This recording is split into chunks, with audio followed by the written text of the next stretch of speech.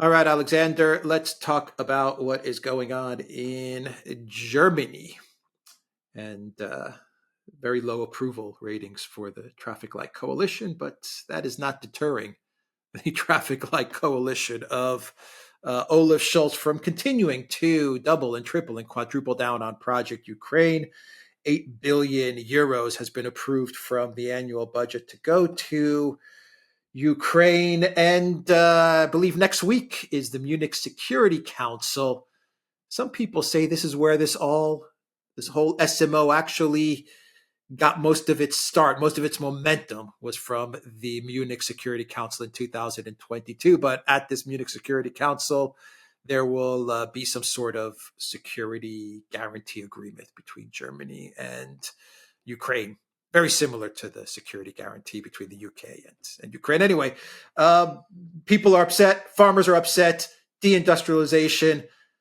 Germany is going down the tubes, but the German traffic light coalition, the elite, the governing people in Germany, they're completely unfazed by any of this. Well, they're not just unfazed, they are becoming increasingly insistent that everybody must follow what they want. There's been a brilliant piece about all of this in Naked Capitalism, in which it describes, the outlook there that anybody who protests for about anything, about the fact that there's a shortage of diesel oil, or that the cost of diesel oil is rising, which is essential for the farmers. Anybody who protests about something like this is invariably now painted as far right, an extremist, a radical, a Putin sympathizer, a Putin lover. They're going after all their opponents in this way, even as they double down on Ukraine. They are now so obsessed with the Ukraine enterprise that they're sacrificing the entire future of Germany on the altar of Project Ukraine. It is most astonishing. It's bizarre to see. And anybody who is, says, let's take stock, let's think about this. Well, as I said, they come under vicious attack. And I do get the sense that the coalition's popularity is plunging.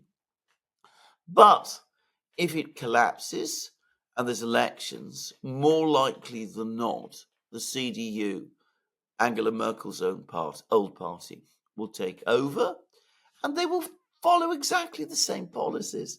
I mean, this is and do so with even more relentlessly. And just to give an example of this, we discussed about 10 days ago the vote in the German parliament about the supply of Taurus missiles to Ukraine. And I said that it was an encouraging sign that the parliament actually voted against the supply of Taurus missiles to Ukraine. And I still think that, by the way, I still think that overall it was an encouraging thing that it happened like that. But I hadn't understood until somebody pointed it out to me, exactly how that vote came about. Because there was, all this dithering and hand-wringing within the coalition about whether to supply these Taurus missiles to Ukraine. And apparently they were working their way slowly towards doing so. And then the CDU decided, well, look, all this dithering, it's our opportunity to make a big splash, to impress our American and British friends. So they then made a proposal to the parliament to authorize the supply of the Taurus missiles. The opposition, in other words, the biggest opposition party, proposed it.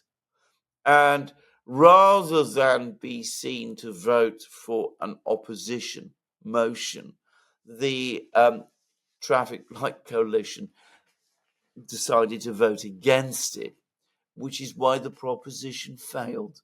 Now, I still think, as I said, it was a good thing that they voted against supplying the Taurus missiles. But it tells you that if the government changes, if the SPD and the Greens and their Liberal coalition partners lose power, it doesn't mean the policy will change, bitterly unpopular though it is becoming in Germany, all it means is that the policy will be continued, probably with equal vehemence, by a new government. And Germany doesn't seem to have a way out. More industries closing, more reports that the chemical industry now is in particular difficulties, problems with in the German auto industry, which is now facing Chinese competition, which they hadn't reckoned on. Um, the budget, there's a budget crisis, but in spite of the budget crisis, in spite of the protests from the farmers, you still give 8 billion euros to Ukraine. That's the priority now. The question always comes up: why? Why is Germany doing this?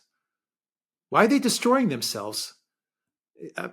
Okay, you're fascinated with you're obsessed with Project Ukraine. You're fascinated with Zelensky. You despise Russia, but it just seems so bizarre that you'll destroy your entire country for this obsession, this fascination, this hatred. I mean, it makes no sense whatsoever.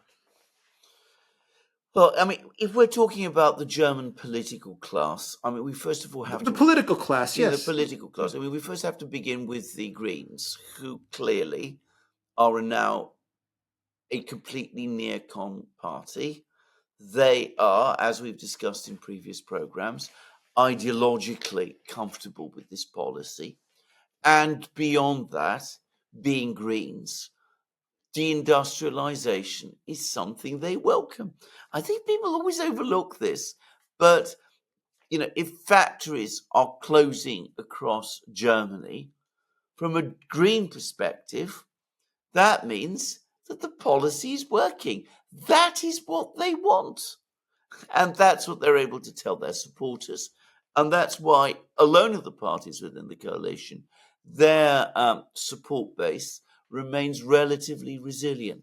Now, as to the other parties, as to the rest of the German political class, I have difficulty explaining this, but I suspect at some basic level, deep psychic level, parts of the German political class, which has been very, very aligned with the Anglo-Americans ever since the creation of the Bundesrepublik in the 1940s. They were worried.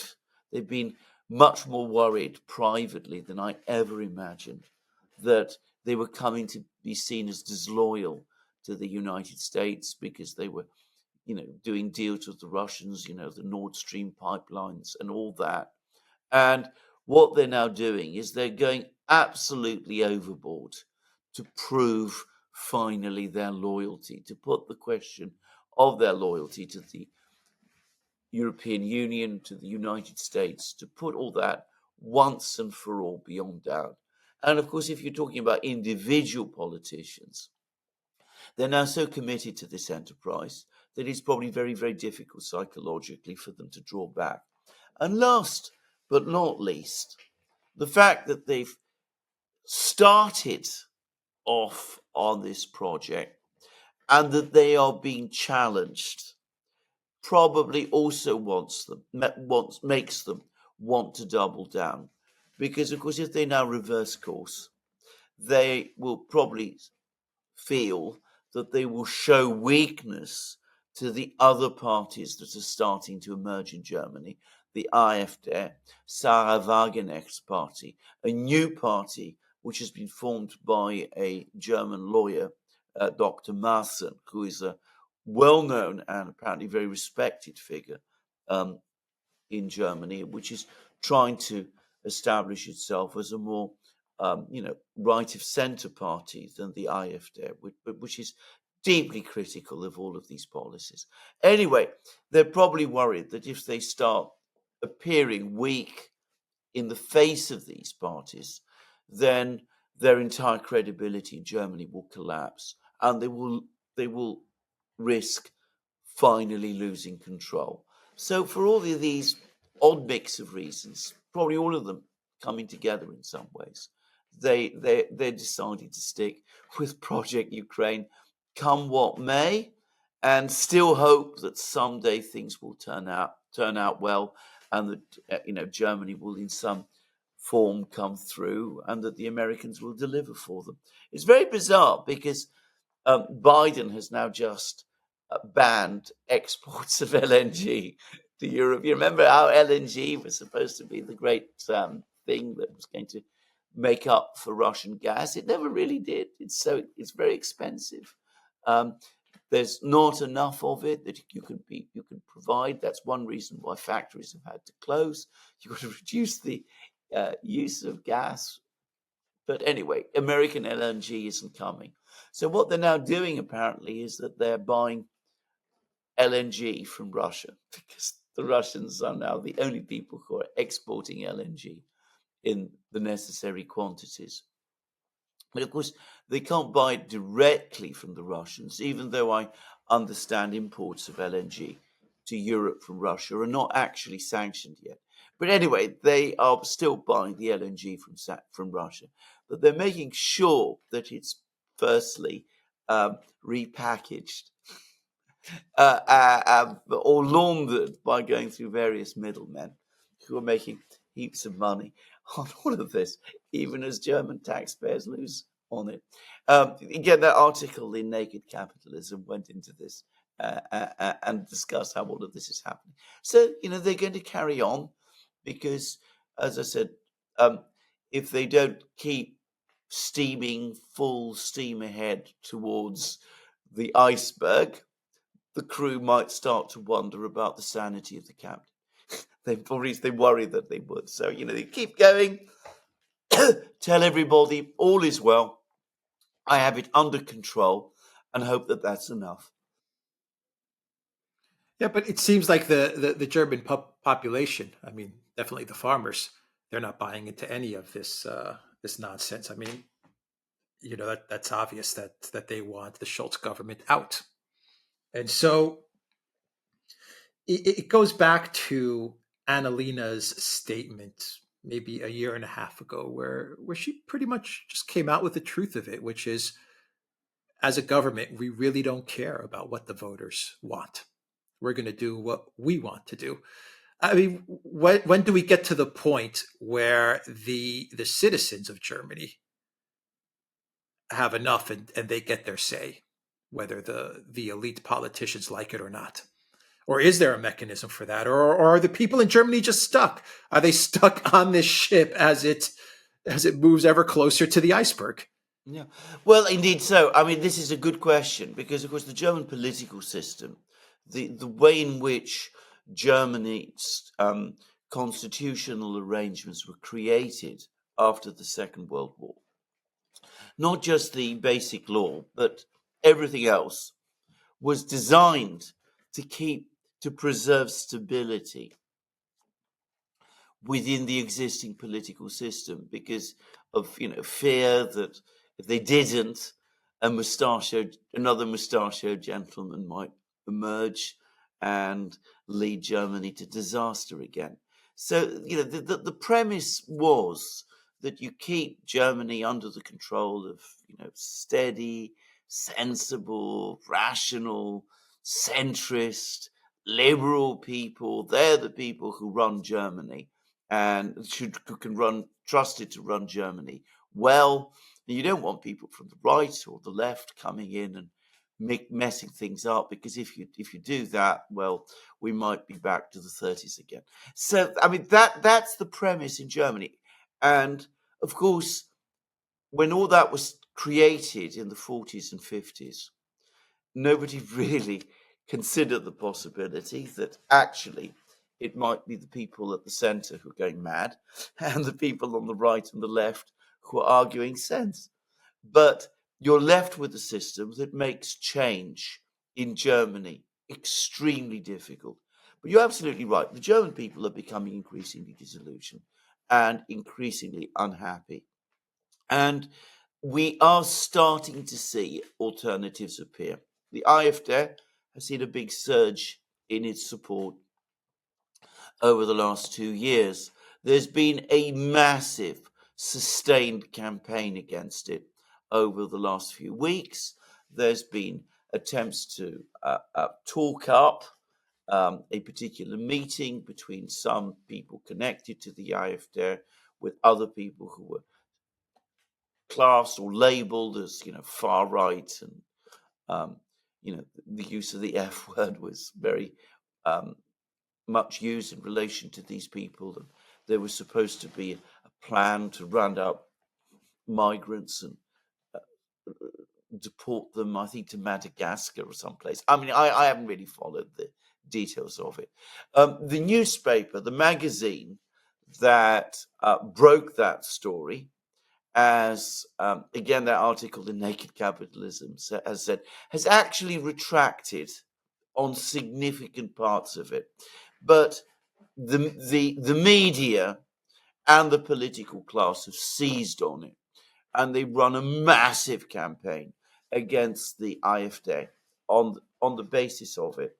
And there's been a small dip in the AfD's popularity, but I think given the pressure the party has been under, perhaps not as much as some of its opponents might have hoped.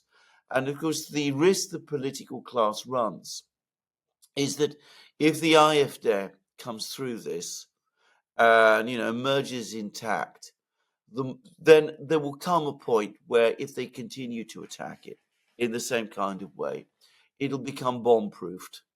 That does happen to political parties.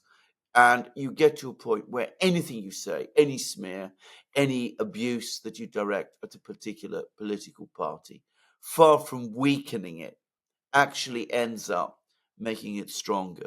So anyway, that's what they're trying to do with the AfD. But now we also have these other parties that are starting to appear. There's Sarah Wagenknecht, who's creating her new left-wing party, which is said to be a working-class party. I think that it might actually gain some support in northern parts of eastern Germany, in Berlin, in Brandenburg, in those sort of places. It could conceivably even win a certain amount of support in some of the working class areas in, say, Hamburg. I mean, I can see it making some inroads, certainly into the SPD's historic support in this area. It might win over some workers, and it might, do even better than that. And then there is this new party that Dr. Maassen is now creating, which might in time start peeling off support from the CDU. But, these are very, very early days, and the political class have not given up. And of course, they've already raised the spectre, the banning parties. They've talked about doing that to the AfD, and they might, for all I know, decide at some point to do that to the others also. Yeah, I just don't think that Germany has that kind of time. No, this is the problem. I mean, things are deteriorating very fast, and I don't think that the government, the political class in Germany understand that. I mean, that's the other thing. I mean, they inhabit a bubble, and I think within that bubble, they don't want to hear the bad news.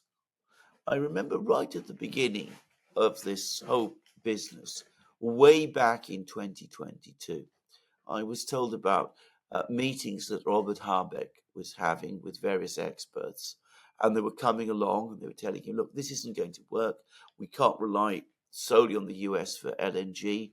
Your attempts to do big deals with Qatar are not going to achieve the results you think. We've got to moderate our policies. We can't press forward with the sanctions and all of that. And apparently Robert Habeck just dismissed it all and said, you're just talking Putin talking points. All will be well, trust me. I mean, that was the line that he was taking. And I suspect that kind of illusory bubble that, Germany's been through hard times in the past since the Bundesrepublik was set up. There were recessions in the 70s. There were recessions in the early in the early 90s after the reunification. There was a period after the 2008 crisis when Germany also had economic problems. They think that it's like that if they continue to throw money at this and fiddle with the budget law and ease the budget law, that things will be well and everything will come back to normal, and all will work out.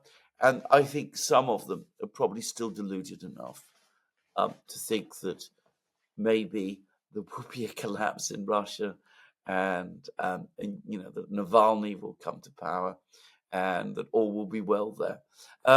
The thing I always say this about Germany, and bear in mind, I know a little about the country. I mean, I had dealings. The provincialism of the German political class is very difficult. The German political class is very difficult to convey to outsiders. I mean, in America, in the United States, whatever you may think of the political leaders there, they're accustomed to thinking in global terms and to thinking, in ways that assess geostrategic matters, well, at least with some degree of knowledge. But in Germany, politics is very localized and very regional, and they know Germany very well. Or at least they know a certain type of politics in Germany very well. They know the European Union and the mechanics of how to operate things in Brussels very well. But, the biggest picture, what's going on in Russia and that kind of thing, they don't really understand that at all. And they assume that, they're much better than the Russians, that everything, they've got the better tanks, they've got the better artillery, they've got the more efficient economy, all that kind of thing. And it's not something that they take a step back and think about very much. To the extent that you will find people who do make those kind of criticisms, you're more likely to find them, I have to say this, in the AfD, and I suspect before long in Sarah Wagenek's group. And of course, Dr. Maaßen might be able to win over some of the old aristocratic families, Prussian aristocratic families, who did have that, and still to a certain extent do still have, that wider understanding of the world that German politicians in general don't. Yeah. I'm just curious why the hatred in this segment of the German political class towards Russia, Russians. I mean, if you remove, let's just put a pin in World War II. Let's just not factor that in. Let's say everything post World War II up until, say, 2020.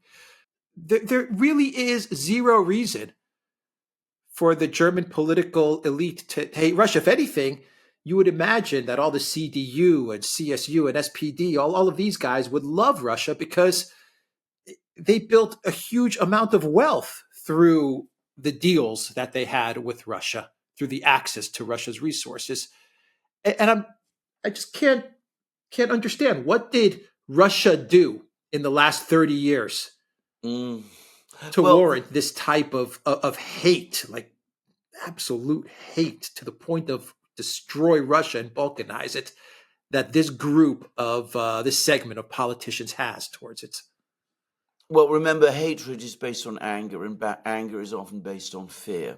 Now, the thing to understand is that within a large segment of the German political class, they never really wanted to accept that the relationship with Russia was a mutually beneficial one, from which Germany, in some ways, was the country that did better.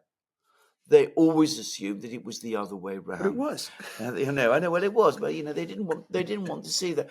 They always wanted to believe that Russia couldn't cope without Germany, and of course, the fact that it's turning out otherwise, that Russia's economy is strong, and I just again seen some PMI coming out of Russia, the services still expanding.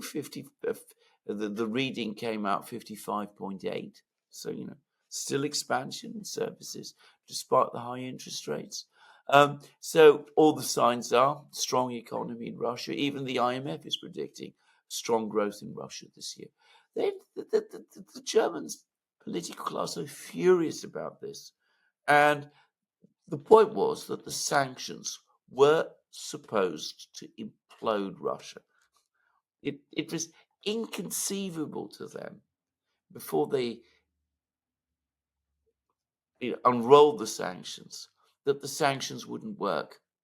And so they've now discovered how much weaker in relation to Russia they actually were. And that's made them frightened, and it's made them angry, and it's made them, become consumed with hatred.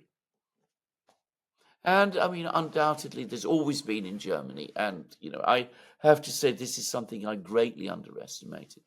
I always thought that the Germans had managed to get over this, but there's always been, especially in Western Germany and the more Catholic regions of Germany, that one mustn't be careful here. And I mean, far from all Catholic Germans are anti-Russian, and a lot of Catholic Germans are most definitely not anti-Russian, even philo-Russian.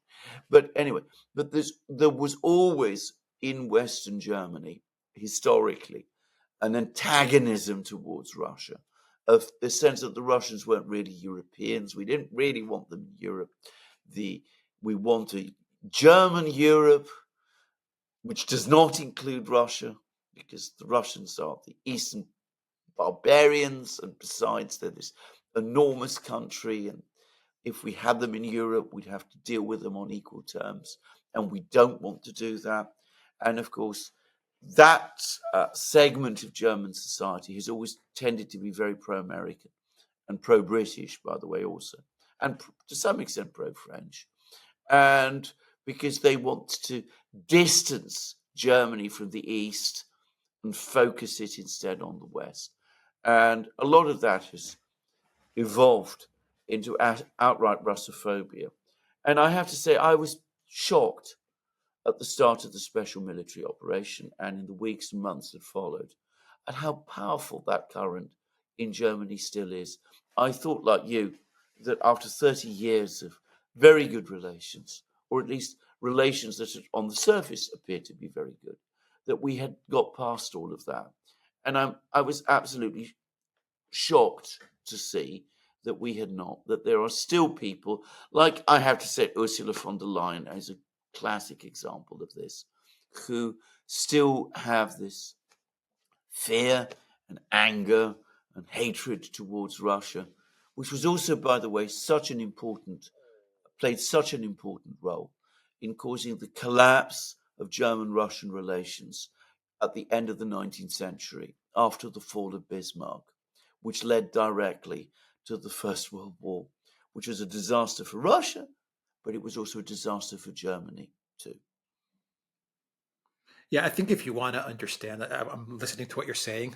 If you really want to understand the attitude that the German political elite had or have towards Russia, I think a good place to understand that would be in the attitude the political elite had with regards to Greece during the austerity of 2009 to 2010, 11.